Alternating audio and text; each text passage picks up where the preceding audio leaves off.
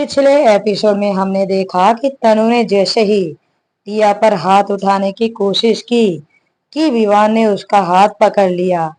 तनु विवान के ऐसे बिहेवियर पर हैरान तो थी, साथ ही साथ टिया भी हैरान थी। तभी विवान ने टिया के हाथ को पकड़ा और उसे वहां से ले जाते हुए बोला, लेट्स गो। ये कहकर वो उसे वहां से ले जाने लगा। लेकिन तभी टिया अपने सेंस में वापस आई और वो गुस्से के साथ विवान के हाथ से खुद को छुड़ाते हुए बोली, mister Vivaan, what's wrong with you? आखिर आप दोनों ने मुझे समझ क्या रखा है? एक बेवजह मुझ पर हाथ उठाने की कोशिश करती है तो दूसरे आप मुझ पर गलत इल्जाम लगाते हैं कि मैं आपके करीब आने की कोशिश करती हूँ। छोड़िए मुझे, कहकर उसने झटके के साथ अपने हाथ को छुड़ाया। गुस्से से एक नजर तनु को देखा और कहा, आज तुमने मुझ पर हाथ उठाने की कोशिश की है। तुम्हारी ये कोशिश तुम्हारे सपने में भी कामयाब नहीं हो पाएगी। अब तुम देखती जाओ कि मैं तुम्हारे साथ क्या करती हूँ। ये धमकी देते हुए टिया ने विवान और तनु को गुस्से में एक नजर किया, फिर वहां से चली गई। वहीं तनु, जो कि अभी भी शॉक्ड एक्सप्रेशन के साथ खड़े विवान और टिया की बातें सुन रही थी। टिया के जाने के बाद तनु तुरंत आगे बढ़ी और विवान से बोली, विवान, क्या तुम मुझसे नाराज हो? क्या तुम्हें मैं गलत लग रही हूँ? ट्रस्ट मी विवान, मेरा कोई गलत इंटेंशन नहीं था। मैं तुमसे बहुत प्यार करती हूँ। मैं तुम्हारे लिए बहुत पजेसिव हूँ। इसलिए अगर कोई लड़की तुम्हारे करीब आने की कोशिश करती है, तुम्हें छूने की कोशिश करती है, तो मैं पागल हो जाती हूँ। मुझे समझ नहीं आता कि मैं उस वक्त क्या कर बैठती हूँ।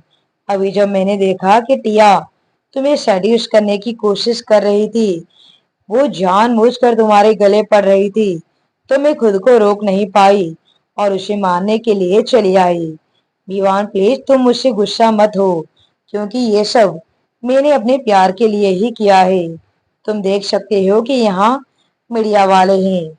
अगर किसी ने तुम्हें देख लिया तो तरह तरह की बातें बनाएंगे, जो कि मैं हरगिज नहीं चाहती। विवान अपनी सर्द निगाहों से तनु को घूरते हुए देखा और शक्ति के साथ कहा, फर्स्ट ऑफ ऑल, मैंने जितना हक तुम्हें दिया है अपने लाइफ में इंटरफियर करने का, तुम बस उतना ही कर सकती हो। इसके अलावा मैंने तुम्हें अपनी पूरी जिंदगी नहीं दी है, जिसमें तुम कभी भी आकर कुछ भी बोल सकती हो। और दूसरी बात, मैं खुद उस लड़की के करीब गया था। वो लड़की मुझे सेड्यूस करने की कोशिश नहीं कर रही थी, इसलिए उस पर गलत इल्जाम लगाना बंद करो। Otherwise next time what will I do, I really don't know. कहकर विवान ने तनु को एक लुक दिया और वहां से चला गया। वहीं तनु अपनी जगह एकदम से जम गई। वो हैरानी से अपने आप से बोली, विवान ने अभी अभी ये क्या कह गया कि वो खुद टिया के करीब गया था? नहीं नहीं, ऐसा नहीं हो सकता। टिया ही मेरे विवान के करीब आई होगी, जबकि विवान तो मुझसे प्यार करता है। वो भला ऐसी चीप लड़की के करीब क्यों जाएगा? ये कहकर तनु खुद को ही समझाने की कोशिश कर रही थी, लेकिन जिस तरह से आज विवान ने अभी उसके साथ बिहेव किया, उसके मन में कहीं ना कहीं डर बैठ गया। वो डरते हुए खुद से बोली, अगर विवान की ये सारी बातें सच हुई तो फिर मेरा क्या होगा? मैं तो कहीं की नहीं रह जाऊंगी। मेरी पूरी लाइफ सिर्फ और सिर्फ खुराना खानदान पर ही डिपेंड रह जाएगी। मैं विवान से इतना प्यार करने लगी हूँ कि मैं उसके अलावा किसी और के बारे में सोच भी नहीं सकती। और अब मुझे कुछ तो करना होगा और इसके लिए मुझे कुछ बड़ा सोचना होगा। ये कहते हुए तनु ने गहरी सांस ली और फिर उसने कुछ सोचते हुए किसी को कॉल डायल कर दिया। दूसरी तरफ टिया वापस से हॉल में आई। तभी विशाल ने उसे देखकर बोला, टिया, व्हाट हैपन? तुम ठीक तो हो? ये कहते हुए विशाल ने टिया को ऊपर से नीचे तक देखने लगा, क्योंकि टिया इस वक्त बहुत ही ज्यादा अनकंफर्टेबल लग रही थी। वहीं टिया गहरी सांस लेते हुए विशाल से बोली, विशाल, मुझे घर पर कुछ अर्जेंट काम आ गया है, सो आई हैव टू गो। तुम्हें अगर इस पार्टी में रहना है तो तुम रहो, पर मुझे जाना है। ये कहकर टिया वहां से बिना विशाल के कोई जवाब का इंतजार किए जाने लगी। लेकिन अभी वो वहां से जा ही रही थी कि तभी उसे पीछे से कामिनी जी ने रोकते हुए कहा, टिया, 1 मिनट। टिया अनामिका की आवाज सुनकर अपनी जगह रुक गई और न चाहते हुए भी अनामिका जी की तरफ मुड़ी। अनामिका जी ने मुस्कुराते हुए उसके पास आई और उसे ध्यान से देखते हुए बोली, क्या हुआ तुम्हें? तुम ठीक तो हो? इस पर टिया ने अपने चेहरे पर नकली स्माइल लाते हुए कहा, हाँ मैम, मैं बिल्कुल ठीक हूँ। अनामिका ने मुस्कुराते हुए बोली, तो फिर तुम अभी पार्टी छोड़कर क्यों जा रही हो? अभी कुछ ही देर में फॉर्मर चेयरमैन आने वाले हैं और अभी केक कटिंग सेरेमनी होगी। तुम तब तक इंतजार कर लो। पर टिया ने अपना सिर ना में हिलाते हुए बोली, सॉरी मैम, मुझे घर पर एक अर्जेंट काम आ गया है, इसलिए मुझे जल्दी से जल्दी जाना होगा। अदरवाइज मैं यहाँ पर जरूर रुकती। I am sorry. ये कहकर वो वहां से वापस जाने लगी। वहीं अनामिका जी ने उसे ध्यान से देख रही थी। उसे देखते हुए अनामिका हल्के से मुस्कुरा दी। या बाहर जाने लगी, वो गेट की तरफ पहुंची ही थी कि तभी अचानक से गेट से कई सारे बॉडीगार्ड्स हॉल की तरफ आने लगे। उन बॉडीगार्ड्स के बीच धनंजय खुराना ब्लैक कलर के सफारी सूट पहनकर अंदर की तरफ आए। धनंजय खुराना को देखकर सभी एकदम से शांत हो गए। वहीं टिया भी न चाहते हुए भी अपनी जगह रुक गई। धनंजय खुराना के चेहरे पर एक अलग ही तेज था। वो अपनी भारी कदमों के साथ अंदर की तरफ बढ़े। वहीं दीवान हॉल में मौजूद था। वो अभी भी एक टक से टिया को ही घुरे जा रहा था। तभी मिस्टर वर्मा उसके पास आए और बोले, प्रेसिडेंट चेयरमैन आ गए हैं, अब हम केक कटिंग सेरेमनी शुरू करेंगे। तो सर आप भी? इस पर विवान बिना किसी एक्सप्रेशन के बोला, मुझे इसमें कोई इंटरेस्ट नहीं है, तुम जाकर डैड के साथ केक कट करो। कहकर वो वहां से काउंटर की तरफ जाने लगा। लेकिन तभी वहां पर धनंजय खुराना की कड़क आवाज सुनाई दी, विवान, तुम मेरे साथ चलोगे? विवान के कदम रुक गए। वो 2 सेकंड तक उन्हें घुरा और फिर धनंजय की तरफ बढ़ गया। वहीं टिया को भी अब न चाहते हुए भी वहीं रुकना पड़ा था। लेकिन वो विवान के सामने नहीं आना चाहती थी, इसलिए वो सबसे पीछे विशाल के साथ खड़ी थी। कुछ देर के बाद केक कट हुआ। सभी पार्टी एंजॉय कर रहे थे। तभी धनंजय जी ने आसपास देखते हुए पूछे, विवान, मैंने तुमको तनु को अपने साथ लाने के लिए कहा था, लेकिन मुझे वो पार्टी में कहीं भी नहीं दिख रही है। विवान ने भावहीन आवाज में बोला, डैड, मुझे उसके बारे में कुछ भी नहीं पता। यह सुनकर धनंजय जी ने उसे घूरते हुए बोले, लेकिन मैंने तुमसे उसे अपने साथ लाने के लिए कहा था, फिर तुम ये कैसे कह सकते हो? विवान ने अपने दांत पीसते हुए कहा, dad, let me clear one thing, मैं उसे शादी सिर्फ दादी जी की वजह से कर रहा हूँ और मुझे भी नहीं पता कि मैं ये शादी कर भी पाऊंगा या नहीं। इसलिए आप मुझे उसके साथ हर जगह जाने पर मजबूर करना बंद करिए, क्योंकि मैं हर वक्त आपकी बातें नहीं मान सकता। मुझे उस लड़की में कोई भी इंटरेस्ट नहीं है। बेटर होगा कि आप दोबारा मुझे उसके बारे में कुछ ना ही पूछे। ये कहकर विवान वहां से दूसरी तरफ बढ़ गया। वहीं धनंजय जी उसे बस जाते हुए एक टक से देख रहे थे। धनंजय जी ने चाहकर भी विवान को रोक नहीं पाए, क्योंकि विवान के आगे कोई कुछ भी नहीं कह पाता था, फिर वो चाहे वो खुद भी क्यों ना हो। इधर अब पार्टी ऑलमोस्ट खत्म हो चुकी थी। सभी अपने अपने घर जा रहे थे। टिया विशाल के साथ होटल से बाहर निकली। वहीं अनामिका जी अपनी कार के पास खड़ी थी। टिया ने अनामिका जी को देखकर मुस्कुराते हुए बोली, nice to meet you ma'am. Anamika ji ने कार में बैठ गई और अपनी कार के विंडो से बाहर वेव करते हुए बोली, मुझे भी तुमसे मिलकर बहुत अच्छा लगा। आई होप कि हम दोबारा से मिलेंगे। ये सुनकर टिया ने भी मुस्कुरा दी। अनामिका जी की कार वहां से निकल गई। उसके बाद विशाल टिया से बोला, आई एम श्योर कि तुम टैक्सी से ही आई हुई होगी, पर चलो मैं तुम्हें तुम्हारे अपार्टमेंट अपने कार से छोड़ देता हूँ। ये कहकर विशाल अपनी कार लेने चला गया। टिया विशाल के आने का बाहर खड़ी इंतजार करने लगी। कुछ देर बीत गया लेकिन अभी तक विशाल नहीं आया। लेकिन तभी एक काली कार उसके आगे आकर रुकी। वो कार काफी एक्सपेंसिव थी, जिसे देखकर टिया आगे बढ़ने लगी।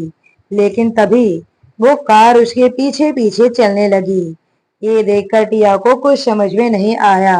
वो वापस आगे जाने लगी लेकिन तभी उस कार का हॉर्न ब्लो हुआ। ये देखकर टिया कंफ्यूज हो गई और वो जैसे ही पीछे की तरफ मुड़ी तब कार के विंडो डाउन हुआ और उसके अंदर ड्राइविंग सीट पर बैठे शख्स को देखकर टिया की आंखें छोटी हो गई। उसने गुस्से से उस शख्स से मुंह फेरते हुए खुद से बोली, ये मिस्टर विवान मेरे पीछे पीछे क्यों आ रहे हैं? अब इन्हें मुझसे क्या चाहिए? अब तो मैं उनके पास भी नहीं आ रही हूँ, तो फिर ये मेरे पास क्यों आने की कोशिश कर रहे हैं?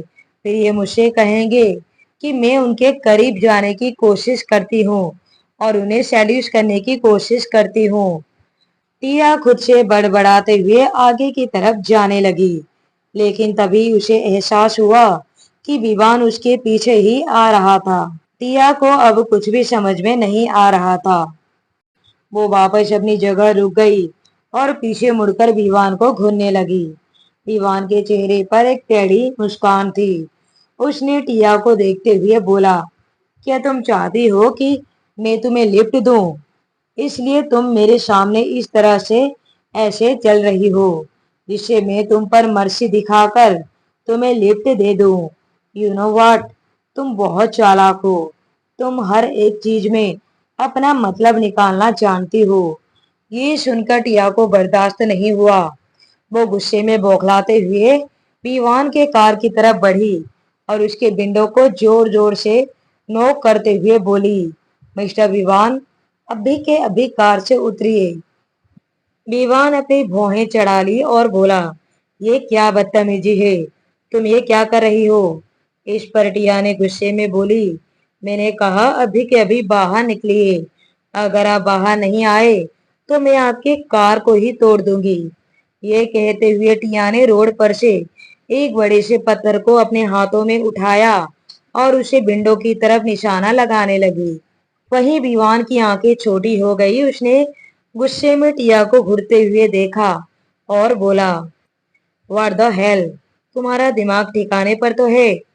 टिया गुस्से से पागल होती हुई बोली, मिस्टर विवान, मैं आखिरी बार बोल रही हूँ, अगर आप कार से बाहर नहीं निकले तो मैं सच में आपकी कार को तोड़ दूंगी। इस पर विवान उसी तरह बैठे हुए बिना किसी एक्सप्रेशन के बोला, तुम्हारे इन फालतू की धमकियों से मैं डरने वाला नहीं हूँ। तुम ये सब कुछ जानबूझकर कर रही हो, मैं अच्छे से जानता हूँ, लेकिन तुम्हारी ये चाल मुझ पर काम नहीं आएगी। किया से अब बर्दाश्त नहीं हुआ। उसने अपने हाथों में जो पत्थर लिया था उसने झटके के साथ सीधा विमान के कार के विंडो पर फेंक कर मार दिया और दूसरे ही पल विमान के कांच की विंडो टूटकर नीचे सड़क पर बिखर गई। ये देखकर विमान गुस्से से टिया को घूरने लगा और उसी वक्त वहां बारिश शुरू हो गई। विमान की कार की विंडो टूटकर जमीन पर गिर चुकी थी और इस वक्त विमान गुस्से से अपनी जगह पर बैठा टिया को घूर रहा था। वहीं टिया भी गुस्से से विमान को देख रही थी। उसे अभी विमान के गुस्से से कोई भी डर नहीं था, क्योंकि वो विमान से बहुत ही ज्यादा फ्रस्ट्रेट हो चुकी थी और वो अभी भी विवान को घूरे जा रही थी। तभी विवान गुस्से में अपनी कार से बाहर निकला। वहीं जोरों की बारिश शुरू हो चुकी थी। विवान टिया को देखते हुए उसकी करीब बढ़ने लगा। वहीं टिया ने अब विवान को अपने पास आते हुए देखा तो अचानक से उसने अपने कदम पीछे लिए और खुद से बोली, ओह गॉड, ये मैंने गुस्से में क्या कर दिया। कहीं अब ये इंसान इसके पैसे ना मांगने लगे। इसकी कार तो मुझे काफी महंगी दिख रही है और अभी मेरे पास इतने पैसे भी नहीं है कि मैं इसकी कार को रिपेयर करवा सकूं। टिया, ये तुमने क्या कर दिया? तुम्हें थोड़ा अपने गुस्से पर कंट्रोल करना चाहिए। जब तुम जानती हो कि ये इंसान इसी तरह इगोइस्टिक और सेल्फ ऑब्सेस्ड है। टिया ने ये कहते हुए लगातार अपने कदम पीछे ले रही थी और बारिश में भीगे जा रही थी। वहीं विवान गुस्से के साथ टिया के नजदीक आकर खड़ा हो गया। वो अपनी सर्द आवाज में बोला, what the hell is this? तुम्हारी हिम्मत कैसे हुई मेरी कार को इस तरह पत्थर मारने की? टिया ने हिम्मत करके गुस्से में कहा, गलती तो आपकी ही है मिस्टर विवान। आपने मुझे जानबूझकर परेशान कर रहे हैं, इसलिए मैंने ये सब किया। You can't blame me. ये सुनकर विवान अपने दांत पीसते हुए बोला, और रियली? तो मैंने तुम्हें जानबूझकर परेशान किया। तुम खुद को चाहे जितने भी इनोसेंट दिखा लो, लेकिन मेरी नजरों में तुम हमेशा एक चालाक लोमड़ी ही रहोगी। ये सुनकर टिया का खून खौल उठा। वो गुस्से में बोली, मिस्टर विवान बस भी करिए। कब तक आप मुझे यूं ही गलत समझते रहेंगे? मैं आपको समझाते समझाते थक गई हूँ, लेकिन आप है कि समझने के लिए तैयार ही नहीं। गलती आप करते हैं, रास्ते में आप मेरे आते हैं, जानबूझकर आप मुझे परेशान करते हैं और फिर वापस इल्जाम मुझ पर लगा देते हैं। ये सुनकर विवा ने अपने दांतों को भींचा और आगे बढ़कर उसने टिया की कलाई को पकड़ लिया। वहीं टिया को अपनी कलाई पर तेज दर्द महसूस हो रहा था। वो कसकर अपनी आंखें बंद करके बोली, mister Vivaan please leave my hand, you are hurting me. इस पर विवान ने गुस्से में कहा, और तुम मुझे इग्नोर कर रही हो। इग्नोर शब्द सुनते ही टिया ने अपनी आंखें खोली और वो नासमझी में गुस्से में पूछी, अब मैं आपको कहाँ से इग्नोर करने लगी? आप ये क्या बकवास कर रहे हो? आपकी बातें बिना सिर पैर की है। विवा ने उसकी कलाई सहित उसे अपने करीब खींच लिया। या सीधे जाकर उसके सीने से जा टकराई और गुस्से के साथ उसकी आंखों में देखने लगी। तभी विवा ने उसके चीन को पकड़ा और अपनी ठंडी आवाज में बोला, तुम पार्टी के टाइम से ही मुझे इग्नोर कर रही हो। तुम्हें क्या लगता है मैं अंधा हूँ, मुझे दिखाई नहीं देता? या फिर तुम मुझे खुद की तरह बेवकूफ समझती हो? ये सुनकर टिया चिढ़ गई और बोली, मिस्टर विवान, मैं कोई बेवकूफ नहीं हूँ। एटलीस्ट आपसे तो मैं बहुत ही ज्यादा समझदार हूँ। मैं ये तो समझती हूँ कि हर कोई इंसान आप में इंटरेस्टेड नहीं है। आपको खुद से बहुत ही ज्यादा प्यार है और इंसान को खुद से प्यार होना भी चाहिए, लेकिन इतना भी नहीं कि वो इस तरह अंधा बन जाए कि उसे बाहर की दुनिया ही दिखाई ना दे। ये कहकर टिया उसे दूर हुई, लेकिन तभी विवाह ने उसे वापस से कमर से पकड़कर अपने करीब खींच लिया और टिया वापस से उसके सीने से टकरा गई। ये देखकर टिया ने चिल्लाते हुए कहा, मिस्टर विवान, ये क्या कर रहे हो आप? प्लीज छोड़िए, मुझे जाने दीजिए। हम बीच रास्ते पर है, यहाँ कार्स आ जा रही है, लोग हमें देखेंगे तो क्या कहेंगे? और अभी अभी मीडिया वाले गए हैं, वो आसपास ही होंगे। ये कहते हुए टिया ने घबराते हुए आसपास देखने लगी। उसे अपनी आइडेंटिटी को लेकर काफी फिक्र होती थी, क्योंकि वो अभी इतनी फेमस नहीं थी। वो नहीं चाहती थी कि विवान की वजह से वो कहीं कोई स्कैंडल में फंसे। लेकिन वहीं विवान के चेहरे पर कोई एक्सप्रेशन नहीं थे। वो उसे गुस्से में घूरते हुए बोला, यू नो व्हाट, अब तुम मेरे पिंजरे में कैद हो। तुम चाहकर भी मुझसे दूर नहीं जा सकती। और ये जो तुम्हारा इग्नोर करना है ना, ये तुम्हारे लिए बहुत बुरा साबित हो सकता है। इसलिए जब मैं तुम्हारे आसपास भी हूँ, तो मुझे इग्नोर करने की गलती से भी गलती मत करना, वरना इसकी सजा तुम्हें चुकानी पड़ सकती है। ईवान की ये धमकी सुनकर टिया को कुछ समझ में नहीं आया। उसने गुस्से में बोली, मिस्टर दीवान, आप कहना क्या चाहते हैं? किस सजा की बात कर रहे हैं? और मैं आपको इग्नोर क्यों ना करूं? आपको लगता है कि मैं जानबूझकर आपके पास आने की कोशिश कर रही हूँ? फिर अगर मैं आपको इग्नोर कर रही हूँ, तब तो ये आपके लिए अच्छी बात होनी चाहिए। एटलीस्ट मुझे सी कोई लो क्लास की लड़की आपके ऊपर ध्यान नहीं दे रही है, और आपकी वो हाई स्टैंडर्ड की फियोन्सी आपके आसपास हर वक्त घूमती रहती है। सो जस्ट एंजॉय हर कंपनी। ये सुनकर विवान उसे गुस्से में घूरने लगा। फिर उसने टेढ़ा मुस्कुराकर कहा, oh really, you are a very good actress. यह सुनकर टिया ने गुस्से में कहा, आई एम नॉट जोकिंग, मैं सच कह रही हूँ। मुझे दिखता है कि आपके उस तनु के बीच में काफी गहरा प्यार है, और आज जो आपने मेरी हेल्प की है, मुझे नहीं लगता कि आपने वो हेल्प बिना किसी फायदे के की है।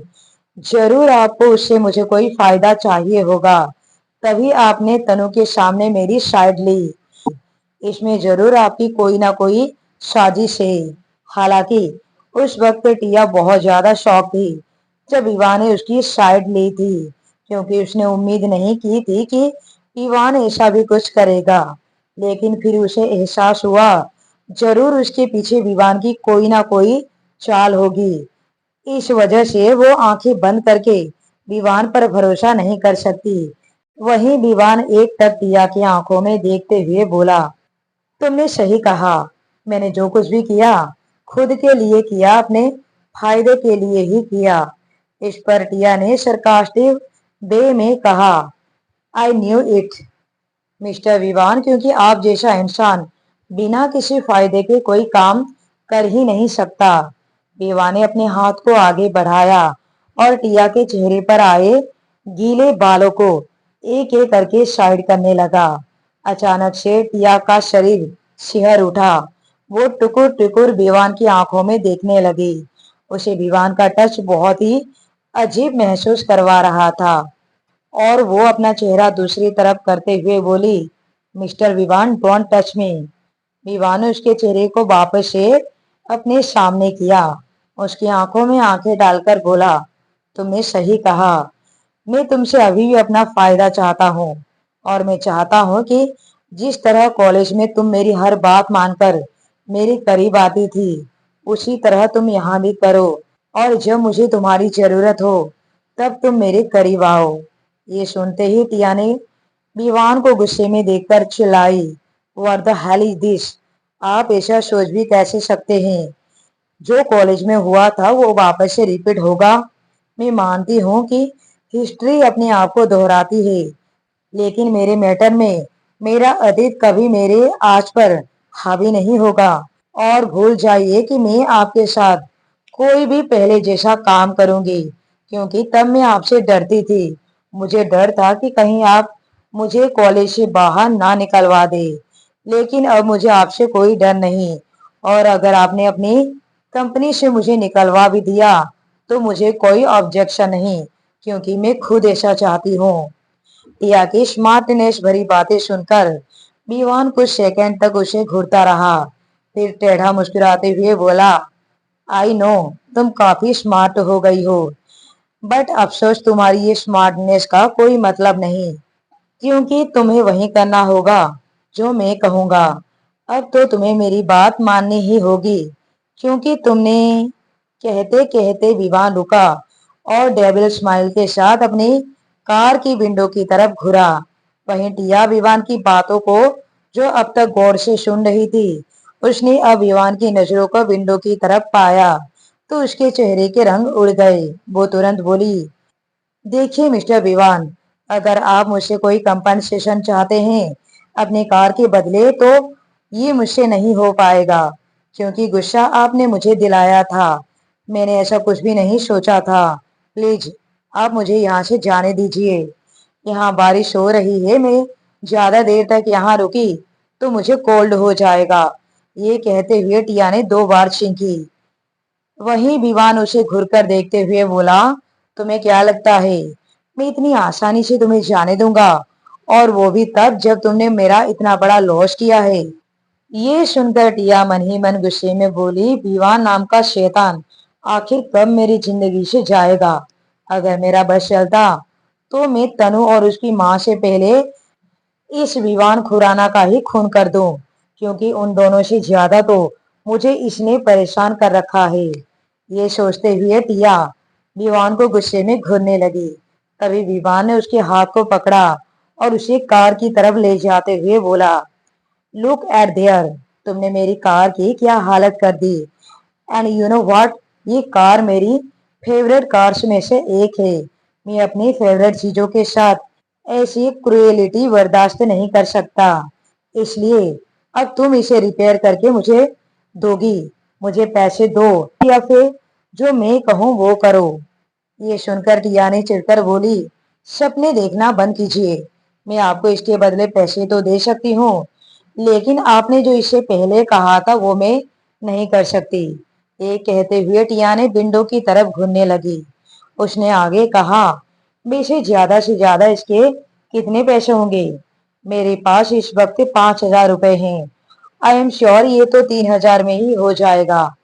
2,000 मेरी तरफ से आप टिप समझकर रख लीजिए। ये कहकर टिया ने अपने पर्स से पैसे निकाले, जो बारिश की वजह से पूरे नोट गीले हो चुके थे। वहीं विवान जो उसकी बातों को सुन रहा था, वो अपनी भौहें चढ़ाकर उसे घूरते हुए बोला, क्या कहा तुमने? मेरी लिमिटेड एडिशन की कार की विंडो सिर्फ 5,000 रुपए? रियली? ये सुनकर टिया ने कुछ सेकंड तक सोचा और फिर बोली, हाँ, जहां तक मुझे पता है इतने ही होते हैं, लेकिन अगर आप ज्यादा चाहते हैं तो 2,000 और एक्स्ट्रा रख लीजिए। मैंने कहा तो 2,000 आप मेरी तरफ से टिप समझकर रख लीजिए। अब और क्या मैं आपको अपना घर दे दूं? वैसे भी आप मेरा घर लेकर करेंगे ही क्या? आपके पास तो बंगले हैं। ये कहकर टिया अब हल्की हल्की कांपने लगी थी, क्योंकि बारिश तेज हो रही थी। वो अभी भी उसी तरह से विवान की बाहों में बारिश में खड़ी थी। वहीं विवान की नजर उसके कांपते होठों पर गई, जिन्हें देखकर विवान ने अपने निचले होठों को वाइट कर लिया और फिर टिया की आंखों में घुरते हुए बोला, आखिर तुम इतने अच्छे ट्रिक्स लाते कहाँ से हो मुझे सेड्यूस करने के लिए? क्योंकि तुम मुझे फिर से सेड्यूस कर रही हो। ये सुनते ही टिया का दिमाग खराब हो गया। वो चिल्लाते हुए बोली, मिस्टर विवान, आखिर आपको ऐसा क्यों लग रहा है कि मैं आपको अभी सेड्यूस कर रही हूँ, जबकि मुझे ऐसा लग रहा है कि मैं इस वक्त इतनी ज्यादा कांप रही हूँ कि अगर मैं ज्यादा देर तक इसी तरह खड़ी रही तो मुझे पक्का बुखार आ जाएगा। इस पर विवान ने उसे गुस्से में देखते हुए बोला, अपने होठों को कांपने से रोको, इससे मुझे सीड्यूसिंग फीलिंग आ रही है। शायद तुम ये जानबूझकर कर रही हो। या ये सुनकर अब पागल होने लगी। उसने झटके के साथ अपने मुंह पर हाथ रख लिया और मन ही मन सोचने लगी, ये विवान खुराना आखिर खुद को समझता क्या है? ये इतनी टेढ़ी चीज क्यों है? क्या मैं काम भी नहीं सकती?